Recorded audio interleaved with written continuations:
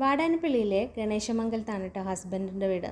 അവിടെ വീട്ടിൽ നിന്ന് 1 കിലോമീറ്ററോളമൊക്കെ ദൂരത്ത് തന്നെയാണ് നമ്മുടെ കടലുള്ളത്. കടലെന്ന് പറഞ്ഞാൽ അവിടെ ബീച്ചല്ല, കടലിലേക്ക് ഇറങ്ങാനൊന്നും പറ്റില്ല. അവിടെ കടൽ ഭിത്തിയെല്ലാം കെട്ടിയിട്ടുള്ള ഒരു ഏരിയയാണ് കേട്ടോ. അപ്പോൾ മെയ് ലാസ്റ്റൊക്കെ ആകുമ്പോഴത്തേക്കും മഴ തുടങ്ങിയല്ലോ. അപ്പോൾ കടലിൻ്റെ ശബ്ദം നമുക്ക് വീട്ടിലിരുന്നാൽ തന്നെ കേൾക്കാം. അപ്പോൾ ഞങ്ങളൊരു ഈവനിങ് കടലിൻ്റെ അവിടേക്ക് ഇറങ്ങിയതാണ്. അവിടെ ഒരു അംഗൻവാടിയാണ് കണ്ടത് കേട്ടോ. അംഗൻവാടിയൊക്കെ കഴിഞ്ഞിട്ട് നേരെ ആ വഴി ചെന്ന് എത്തുന്നത് കടലിലേക്കാണ് കേട്ടോ. അപ്പോൾ ആ സൈഡിൽ നിന്നൊക്കെ പറഞ്ഞിട്ടുണ്ടെങ്കിൽ നിറയെ ഇങ്ങനെ മണൽ നിറച്ചിട്ടുള്ള ചാക്കുകൾ ഹൈറ്റിൽ ഇങ്ങനെ വെച്ചിട്ടുണ്ടായിരിക്കും. അതിൻ്റെ അപ്പുറത്ത് കരിങ്കൽ ഭിത്തിയും കൂടെ കെട്ടിയിട്ടാണ് കടലിനെ അവിടെ ഇങ്ങനെ തടുത്ത് വെച്ചിട്ടുള്ളത്.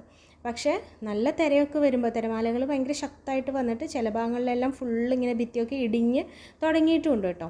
കടൽ ഭിത്തിയെല്ലാം തകർത്തിട്ട് ആ ചാക്കുകൾ വരെയും തകർത്തിട്ട് റോട്ടിലേക്ക് കടൽ കയറുന്നതും ഞങ്ങൾ കണ്ടു കേട്ടോ.